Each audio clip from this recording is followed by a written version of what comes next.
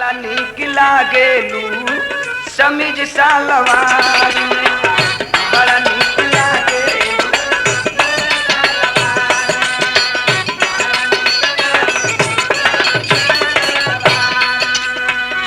UP में रहबू की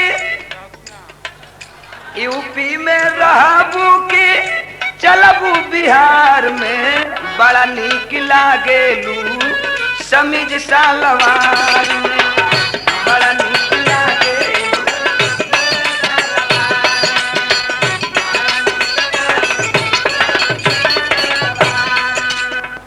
हमारा नीताराज बतौलिन कि हम जौनी पति से बोलत हई वो पति से तू बोल दा तो के बार बार कहला कि देखा बिरहा गाल बात के हमके ताना ना देली अब तू मेहरारू हो कह कि ओम प्रकाश तू मेहरारू हो जा ई कोनो मतलब बा भैया हम कहीं कि हमार हथियार बा तोहरो हथियार हो जा ई कहां का तुक बा जगह जगह के बात बारे तू मेहरारू बड़ू तोहार मेहरारू पात मेहरारू को बोली पतील होई तो तू च्यू च्यू क्यों क्यों करबू हम मरद हई तो हम कितना समझाई अपन खाए के यही से न कहला तो कहलू कि कहत हमरे अनीता राज जी कि कहीं भैया बेचन से गाना होत रहल तो बतौलन कि हमन के मरद ताली ठोकत बानी जा तू मेहरारू हो के ताली मत ठोका पहली बात तई कि हाँ तुहार हमार दंगल बा ओम प्रकाश के और अनीता राज के दंगल बा तो तीसरा के तो नावे न लेवे के चाहिए बेचन भैया जहाँ दंगल रहे तहाँ तो से कहा कहलन कहा ना कहलन उ बात छोड़ दा बेचन के यहाँ कहले का कवन तुक बा भैया हमसे तो से गाना बा आ जहाँ तक ताली का बात रहल तो बेचन भैया कहे चाहे ना हम जरूर कहत बानी कि हमन के मरद हेहू तरे ताली ठोक ले जा हेहू तरे ठोक ले जा हेहू तरे ठोकब जा आ तू मेहरारू जा आती कहीं ताली ठोका तड़ू बताओ हाथ है भैया हाथ है अगर कहीं बहक के सुकवार जगह पर लाग जाई तो समझ लगी तोहार भी नाश हो जाई बतौली ना यही से कहला कि देखा हमसे बिरहा गाल हम हाथ जोड़त बनी हमेशा समझाई ना कि हमसे बिरहा गाल बात मत लड़ावा बात लड़ाइबू तो हम तोहार कोड़री भसका दे समझ हमसे बिरहा गाल भैया बिरहा गाल मऊ से बिरहा गावा शान से बिरहा गावा लेकिन अब तू बात हमरे से लड़ावे लगबू तब तो दिक्कत होखे लगी ताऊ बाल होता बदन में लहू का अरे बाल होता बदन में लहू का तो सिंधु सीने में तूफान गर्दिश मचा दे जवानी जवानों की कहती जवाजी तो रूह भोला दसीने को पत्थर बना दे शरीर सौष्ठों में स्वीकार करता चुनवती तो पुरुषत्व का पट्टा डंका बजा दे अरे हिला दे अखाड़े में कर गर्जना तो मर्द बनता तो या करके पंजा मिला दे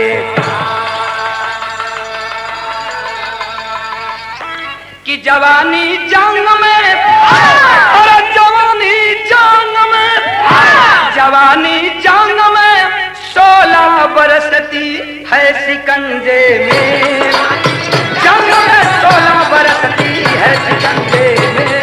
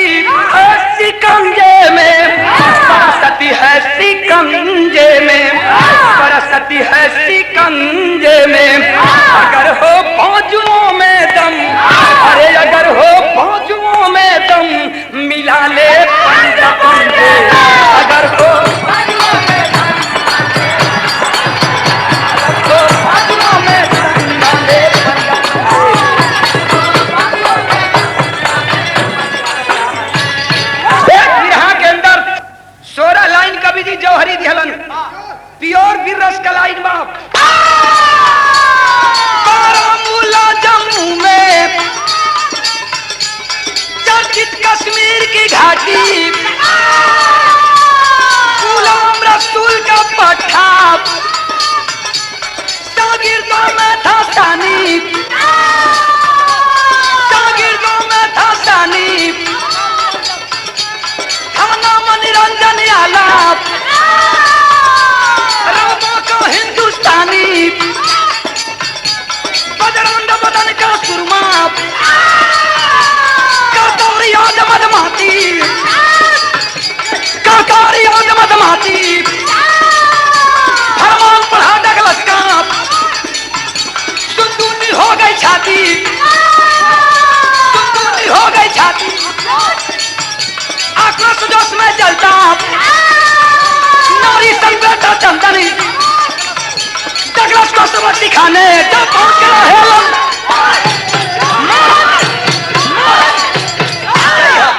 आज बाबूजी गुलाम रसूल निरंजन के बोलौलन हो, कहलन के रे बेटा जिंदगी भर तुझे लड़ाया है, आज डगलस पूरा विश्व को ऐलान किया है, तो जा तुझे लंदन जाना है। अब निरंजन यादव घरवा अइलन, लंगोटा जंगिया उतरलन खूंटी से, कानी पर रख के तैयारी कर दिहलन। निरंजन के दुल्ही रास्ता रोक लिहलस, कालीन की कहा जाता हुआ कहूं तोरे संग में चलब लंदन जरूर, चल करके देखूंगा कि डगलस कैसा है, चल करके देखूंगी कि डगलस कैसा है। आज बाबूजी देखें निरंजन यादव के साथ में दुल्ही भी चल दिहली। निरंजन यादव के एक बेटवा 11 वर्ष के जेकर नाम चंदन यादव बा, बगलवे में खड़ा बा, दौड़ले आ गई, कॉलेज के बाबू कहाँ जात हुआ, ता लोगन के बात सुन चुकल बाड़ी, माई के लेके जात हुआ लंदन ना, तो हम 11 वर्ष के लड़का घरवा में कैसे रहब, हमहू लंदन चलब और चल करके देखूंगा कि डगलस के बाजुओं में कितना ताकत है। आज बाबूजी छोटा लड़का के दिल में भी हर मान बा। निरंजन के दुल्ही और निरंजन के बेटवा चंदन लंदन पहुंचलन। आज जब लंदन पहुंचलन है, एक तरफ से अंग्रेज डगलस ऐलान कर रहा है कि अगर कोई माई का लाल है आओ करके पंजा से पंजा मिला ले। आज बाबूजी दौड़ करके जा करके निरंजन यादव हाथ में लाया है, डगलस वाला है, क्या हिंदुस्तानी डॉग, साले अंग्रेज हमारे हिंदुस्तानियों को ब्लैक डॉग कहा करते थे, करियवा कुकुर कहत रहलन। बोला डगलस करे हिंदुस्तानी डॉग, सुन ले कान खोल करके, मैं लड़ूंगा जरूर, लेकिन मुझसे लड़ने से पहले मेरे 2 शिष्य हैं, 2 ठे चेला हूं, अगर दोनों चेलवन के पटक देवा तो हम लड़े खातिर तैयार बनी। इंडियन शेर थाना स्वीकार कर लिया बाबू, लेकिन नतीजा निकला क्या कि नहर मरदन के कैले बाबे पानी जवानी में अंगार बरिसे, नहर मरदन के कैले बाबे पानी जवानी में अंगार बरिसे।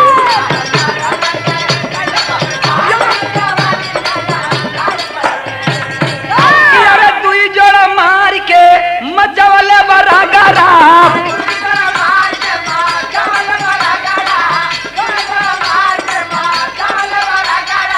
मुदई के मुंह से मिलल चिल्हिए के बकरा, मुदई के मुंह से मिलल चिल्हिए के बकरा, की दड़ शेर से कैले बा छेड़खानी जवानी में अंगार बरी से। बाबा इंडियन शेर था ना। आज बाबूजी दुनहुन अंग्रेजवन के पटक के सिनेमा पर घुटनवा रख दिया, लोगन के भीड़ लागल बा। वही भीड़ में निरंजन यादव का दुल्ही खड़ी बे, आज अपने माई का हाथ पकड़ के 11 वर्ष का बेटवा निरंजन का बेटवा चंदन यादव खड़ा हुन। लड़कवा दौड़ल गइल बा, जाके माई के बहिया छोड़ के आया खड़वा में दौड़ के ताली बजावे लगल। शाबाश बाबू, शाबाश बाबू, हिंदुस्तान का इज्जत का सवाल हो। निरंजन यादव देख के लड़कवा के हंसत हुन, कलन की भाग, ये बच्चों का यहाँ खड़ा नहीं है, ये हम मर्दों का यहाँ खड़ा है। जाओ अपनी माँ के पास। दुल्ही दौड़ा लाइन में खुशी का ठिकाना ना बा। लड़कवा के बाँह पकड़ के भीड़े में ले जाके खड़ी हो गई। अब तो लोग ताली बजावा लगलन कि अब अंग्रेज डगलस को हिंदुस्तानी निरंजन यादव से कुश्ती होगी, दंगल लड़ना होगा। मजबूर होकर के आज डगलस हाथ में आया है बाबू, लेकिन आज हथवा में रोले बाबा की एक ठे बोली बोल दे ले बा। आ कवन बोली बोल ले बा कि अरे जामे पाखा चिऊटी का, अरे जामे पाखा चिऊटी का, अरे भूललिया कतिया बतिया बढ़ के बोलत, बतिया बढ़ के बोलत, आ देखब दंगल में कुबतिया बतिया बढ़ के बोलत, दंगल में कुबतिया बतिया बढ़ के बोलत।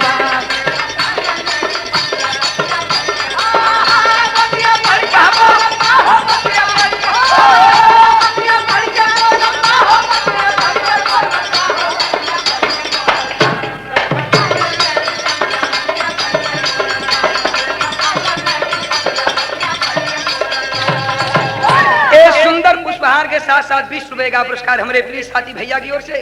नमस्कार प्रणाम बा, भगवान सुखी रखें। आखिर में अंग्रेजवा बोली बोल डाला बाप, लंगोटा जंगिया कस करके दोनों पहलवान तैयार हैं बाबू, हाथ मिलने वाली है। लेकिन अंग्रेजवन का एक बात का शंका हो गई। कौनी बात के शंका भइल बा?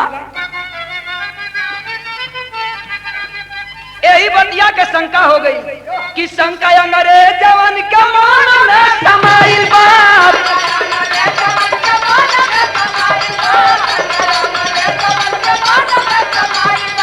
चुस्त होवे बात सुई दुनहु के दियाइल बाप,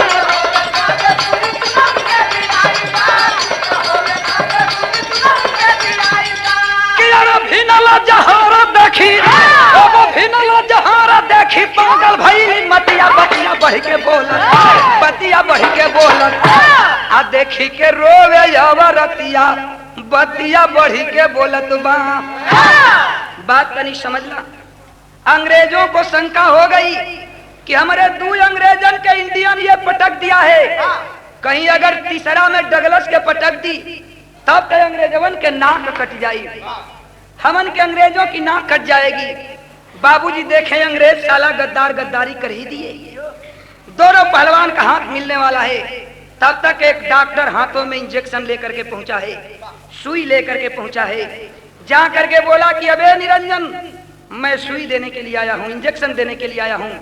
डांट करके निरंजन बोला कि चला जाओ, हम हिंदुस्तानियों की कोई इंजेक्शन की जरूरत नहीं होती है, हम मर्दों के लिए तो केवल ये मिट्टी काफी है, धूल काफी है, अखाड़े की मिट्टी लेकर के हम लोग दंगल लड़ते हैं, जाओ करके अपने अंग्रेज डगलस को इंजेक्शन दे दो। तब तक बाबू जो लड़ाने वाला रेफरी था वो भी अंग्रेज ही था, आ करके निरंजन की कलाई को पकड़ लिया, बोला कि बेटा निरंजन, घबराने की कोई बात नहीं है बेटा, अरे ये तो लंदन का रूल है, ये लंदन का नियम है कि कुश्ती होने से पहले दोनों पहलवानों को सुई दी जाती है, इंजेक्शन दी जाती है, ताकि दोनों पहलवान चुस्त दुरुस्त से लड़ाई करेंगे। देखें हमारा इंडियन शेर बात को समझ नहीं पाया, अपनी बाहों को बढ़ा दिया। अंग्रेज डॉक्टर सुई तो दे दिया बाबू, लेकिन एक बहुत बड़ा गद्दारी कर दिया। गद्दार हमारे हिंदुस्तानी शेर के साथ गद्दारी कर ही दिया। आज जो लंदन के पहलवान डगलस को इंजेक्शन दी गई, वो कोई और इंजेक्शन नहीं थी, वो तो विटामिन की कोई टॉनिक इंजेक्शन थी। लेकिन हमारे जो इंडियन शेर निरंजन यादव को साला डॉक्टर इंजेक्शन दिया, कोई और इंजेक्शन नहीं दिया बाबू, बल्कि वो जहर का इंजेक्शन दे दिया। थोड़े देर के बाद आज निरंजन यादव के शरीर में जहर देने शुरू कर दिया, आंख के सामने अंधेरा होने लगा, बाजू शिथिल पड़ने लगे, बाजू काम नहीं कर रहे हैं। लेकिन तब तक लड़कवा ताली बजौलस, बाबू हिंदुस्तान का इज्जत का सवाल बा, आज चंदन का लड़का के बोली बाप के कान में पहुंचल बा। दौड़ करके निरंजन यादव जाओ करके हाथ मिलाया है। आज जब हाथ में रोलन बाबू, तब तक तो देर हो चुकी थी। सवाल ये हुआ कि आज हमारे इंडिया का शेर उसी लंदन के बीच अखाड़े में गिर जाता है। लंदन के अंग्रेज डगलस को बाजू को उठा करके लोग ऐलान कर दिए, विजयश्री घोषित कर दिए, विजय का ताज दिया गया। तब तक दुल्ही आके दौड़ के अपने पति के सर को गोद में लेकर के रोने लगी। एक तरफ बेटवा गोड़ पकड़ के बाबू का पैर पकड़ के रोत हो। निरंजन एक बार आंख को खोला है, देखा है कि मेरी आंखों के, मेरी दुल्हन की आंखों के सामने मेरी दुल्हन के आंखों में आंसू है। डांट करके निरंजन बोला है, क्या धिक्कार है तेरा आंसू को, क्या धिक्कार है तेरा आंसू को भारत की नार कहाने में, औलाद बना लो सीने को चंदन को शेर बनाने में। कदाप निरंजन आंसू बर्दाश्त नहीं कर सकता है। तू रो रही है, मेरे साथ धोखा किया गया है, मैं इस दुनिया से जा रहा हूं, मेरी मौत आकर के कगार पर खड़ी है। लोग मेरे साथ धोखा किए, लेकिन मेरे जीते जी वादा कर ले कि मेरे बेटा चंदन को पहलवान बनाओगी ना, और वही मेरा बेटा चंदन आज कुछ दिन के बाद पहलवान बनकर के डगलस से बदला लेगा। तो बौखला गई नागन उस्तम, अरे बौखला गई नागन उस्तम, बेटे को बौख बनाऊंगी, जालिमों जुर्म की बेदी पर नफरत का सबक सिखाऊंगी। जरूर बेटवा के पहलवान बनाई। इतना ही कह करके निरंजन यादव लंदन की धरती पर मर चुका, मर गया। उसकी लाश को उठाई है, अंतिम दाह संस्कार करके पुनः अपने बेटे को लेकर के चली आई घर, हिंदुस्तान में चली आई। लेकिन हुआ क्या बाबू, आज वह लड़कवा चंदन धीरे धीरे 18 वर्ष की अवस्था में भैल बा। आज एक दिन माई अपनी बेटवा चंदन के बोला, मैं तेरे बाप से वादा की थी और कान खोल करके सुन ले, तुझे पहलवान बनना है, मेरा दूध की कसम है, अगर मेरे दूध का एक बूंद भी तेरे रगों के अंदर गया होगा तो तुझे पहलवान बनना है, चले जाओ। अब तेरे बाप का उस्ताद गुलाम रसूल हैं, आज भी जिंदा हैं, उनके अखाड़े पर जाओ। सवेरे का टाइम बा बेटवा, है बाबू का लंगोटा जंगिया खूंटी से उतर ले बा, कानी पर रख ले बा, अब वही अखाड़े की ओर चल दिया। लेकिन तनी यहाँ देखें, कहानी मोड़ ले रही है। गुलाम रसूल को जब पता चला है कि मेरा निरंजन यादव को अंग्रेज जहर दे करके मार दिए, तो बाबू सच्चा मुसलमान इस बात को बर्दाश्त नहीं कर पाया, उसकी मौत का गम बर्दाश्त नहीं हुआ। आज बाबू गुलाम रसूल अखाड़ा को तोड़ दिया, जितने शिष्य थे सभी को विदा कर दिया, चला जाओ, मैं लड़ाने योग्य नहीं हूँ। लेकिन रोज का काम बा, सवेरे में गुलाम अखड़वा पर आवे, फावड़ा उठा करके, फारसा उठा करके अखाड़ा कोड़ता था और अल्लाह ताला से दुआ मांगता था। का रो के कहत रहलन बाबू, यहाँ एक तरज बा जवन की शायद हमरे अनीता राजी गौलिन हा, का गौलिन भैया, वाह वाह, ये तरज के लाइन बा कि अरे गिला गोले सैया तो हरी न करिया ये गोटी फूला बिना तारा सवला जियारा मुंह ए गोटी फूला बिना। ऐतनी गनवा के बाद समझला गुलाम रसूल सवेरे में रोवत रहलन, अखाड़ा में खाड़ होके हथवा उठा के आ रो के ये कहत रहलन का कि काहे ठुकुरा वाला ख्वाजा, काहे ठुकुरा वाला ख्वाजा, हमारी वसूल सब बेकार हो गई, एगो चेलवा बिना दुनिया अनार हो गई, एगो चेलवा बिना दुनिया अनार हो गई।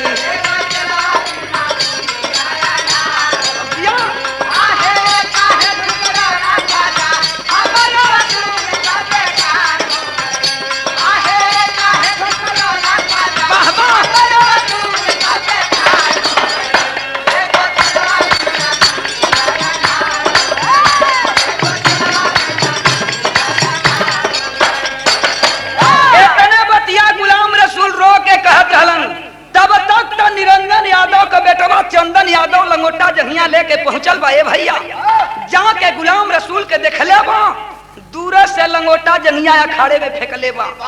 यही तरह गुलाम रसूल हाथ उठा के रोवत रहलन, अल्लाह ताला से दुआ मांगत रहलन। तब तक लंगोटा जहिया जाके गुलाम रसूल के हाथे में गिरल। गुलाम रसूल जब लंगोटा जहिया को देखा है तो पहचान गया, डांट करके बोला, क्या लड़का, ये लंगोटा जहिया कहाँ से पाया है रे? हथवा जोड़ के चंदन कहले बाकी बाबू, ई लंगोटा जंगिया दूसरे का ना बा, ई लंगोटा जंगिया हमरे बा। तब तो बाबू गुलाम का खून खौलने लगा, डांट करके बोला कि रे लड़का, मुझे सबक सिखाने की कोशिश मत करना, मैं लंगोटा जंगिया को अच्छी तरह से पहचानता हूँ। गुलाम के आंखों से बाबू आंसू चलने लगे, अच्छी तरह से पहचानता हूँ रे, ये तो मेरे शिष्य निरंजन यादव का लंगोटा जंगिया है। जिसे साले अंग्रेज जहर देकर के मार दिए, तू किस लिए आया है? ये लंगोटा जंगिया कहां से पाया है? लड़कवा जब बाबू का नाम सुन ले बा तरतर तरतर आंख से आंसू चले लगल, हाथ जोड़ के कहलस कि बाबू हम कोनो गैर ना ही, हम वही निरंजन यादव का बेटवा ही, हमर नाम चंदन बा। बाबू का बहुत बड़े अरमान रहल कि बेटा हमार पहलवान बन जाए। बाबू हम कुछ सीखे आई रही। तब तो गुलाम रसूल के दिल में बाबू एक तूफान जग गया। दौड़ करके चंदन को गोदी में उठाया, आंख से आंसू पोछत हूं, कलन के रे पगला तो ये बात तू पहले क्यों नहीं बताया? आज बाबू लड़ाना शुरू किया गुलाम रसूल। कुछ दिन के बाद आज चंदन यादव पहलवान के नाम से प्रसिद्ध हुआ हिंदुस्तान में। लेकिन नतीजा निकलल का कि अरे जोश पाके सुरमा औलाद बन गया, वो जोश पाके सुरमा औलाद बन गया, जोश पाके सुरमा औलाद बन गया, बन गया। कि दिल्ली दरमियान कुश्ती हुई पहलवान से,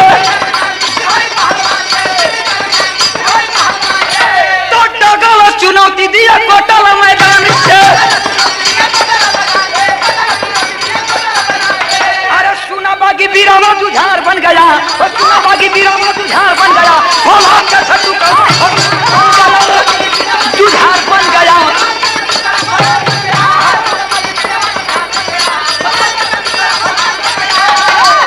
एक तरफ आज डगलस हर एक साल की भांति कहानी पर गौर हो, इस साल भी पूरे विश्व को ऐलान किया है अगर कोई माई का लाल है तो करके पंजा से पंजा मिला ले। लेकिन डगलस से कई गलती कह दे ले। हर एक साल तो लंदन में कुश्ती करावत रहल, एदवा साल हिंदुस्तान में कुश्ती करवले बा। इतनी लोग बिरहा सुने जुटल हुन भैया। अगर कोई भाई दिल्ली के अंदर गए होंगे, फिरोज शाह कोटला मैदान का नाम सुने होंगे। ऐलान किया है कि फिरोज शाह कोटला मैदान में कुश्ती होगी। बाबू ई खबर मिलल बा चंदन यादव के। चंदन चिट्ठिया लेके अपने गुरु गुलाम रसूल के पास आयल बा। कलश के गुरु आज बड़ी खुश हैं। कलन की बेटा खुशी का कारण का हो? बतौलस की सुना डगलस सिस्टा ऐलान किया है, जवने दिन का इंतजार हलू है दिन आ गयल। गुलाम रसूल का बुढ़ौती का खून खौले लगल। कालन की साबस बेटा, अरे हमरे तने अब जियले का भूख बा आ न मुअले का दुख बा। अब तो यही दिन का इंतजार रहल कि जहिए तू डगलस के पटक देबे दिल के आखिरी ख्वाहिश पूरा हो जाई। कि अरे बरसेला 16 सावन अखिया, अब बरसेला 16 सावन अखिया, खोला खून जिस्म का बागी बना बघेला।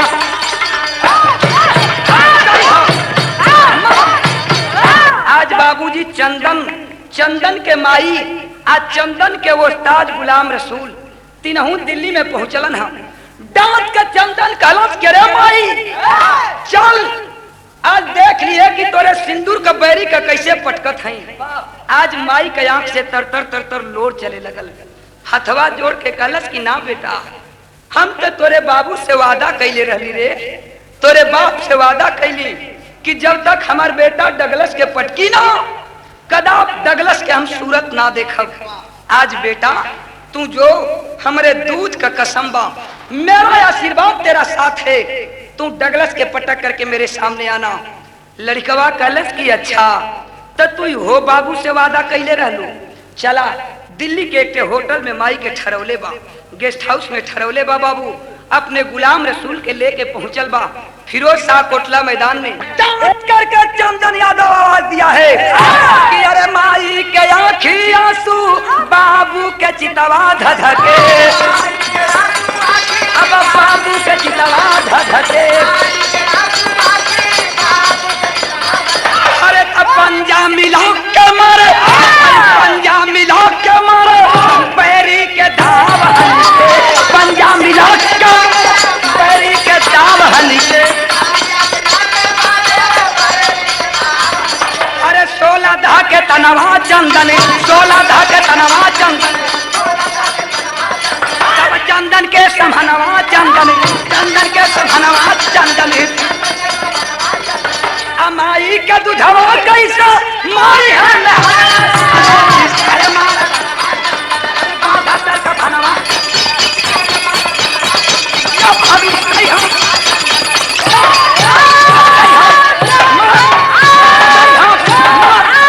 एक बार और मार सही हम सही हम काला जंग दाव लगा के उठा के पटक के छतिया पर घुटनवा रख दिहलस। अब तक ताली का गूंज होखे लगल। जितनी लोग हिंदुस्तान के रहलन ताली के गूंज होत बा। यहाँ कवि जी तनी लाइन दिहलन सदर अल्लाह में कहना बा का कि अरे ता ता ता ता ताली बाजे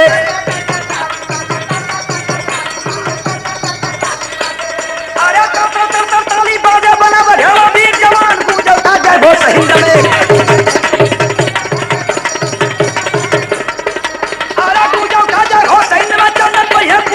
भागा मेरी धूम दबा के भागा मेरी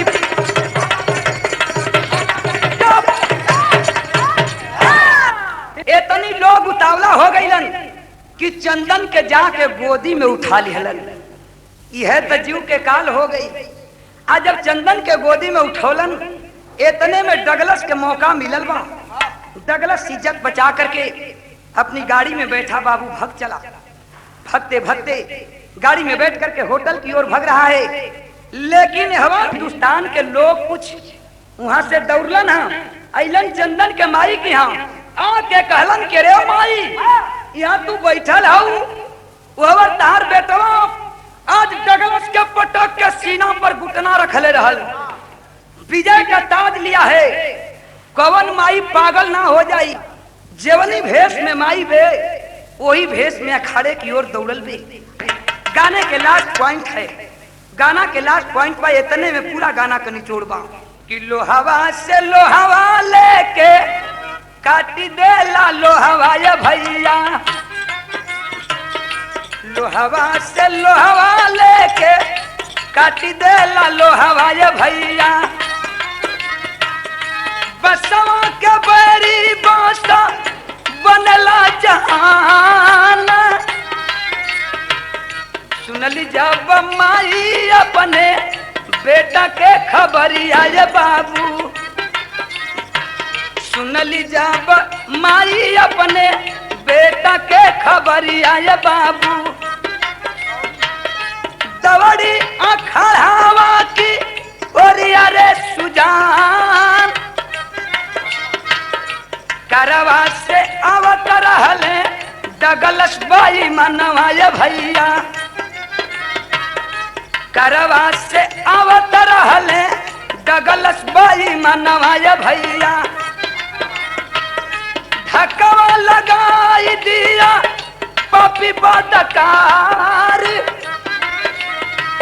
अखुन में रंगाई गईली माई के शरीरिया ये बाबू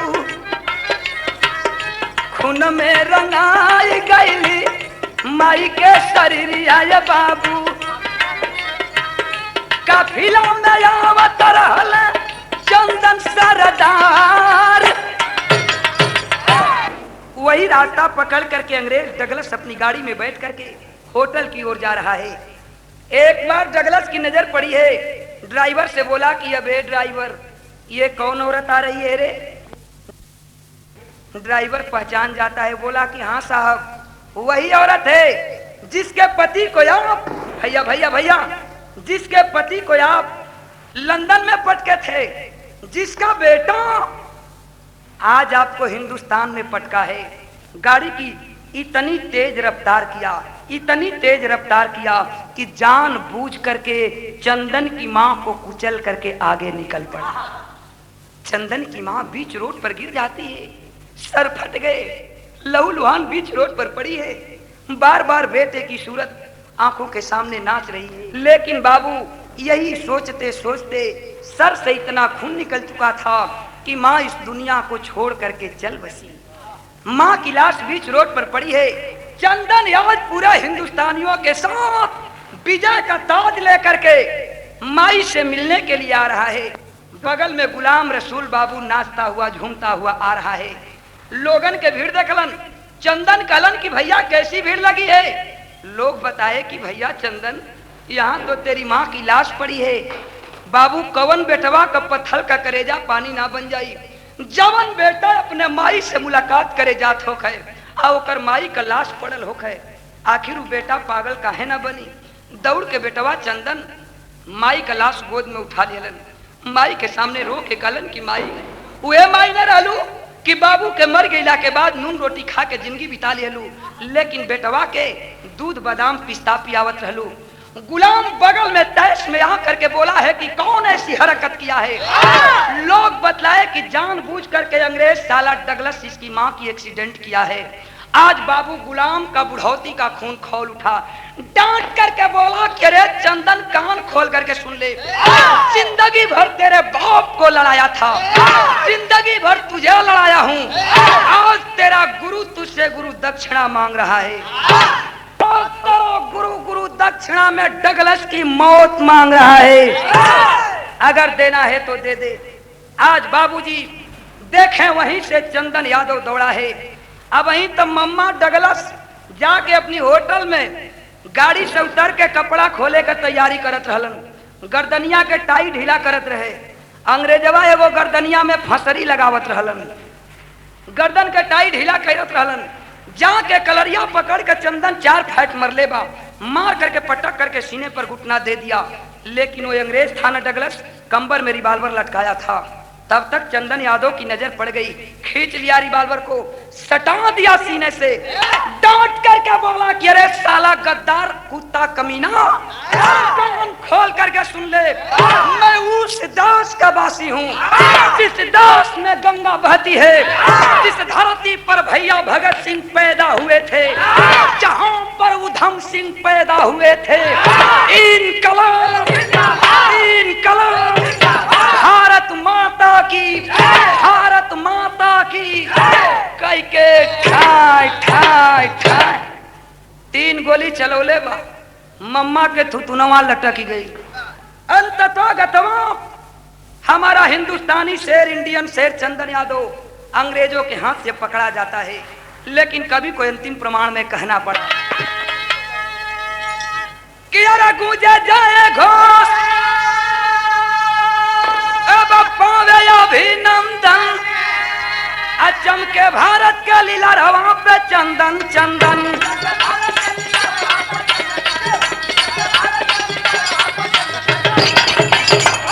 जय जखाड़ गुरु जद्दू लौटन की लहरे फुलवारी, कथन करे कवि गंगा सागर मितवा यवद बिहारी।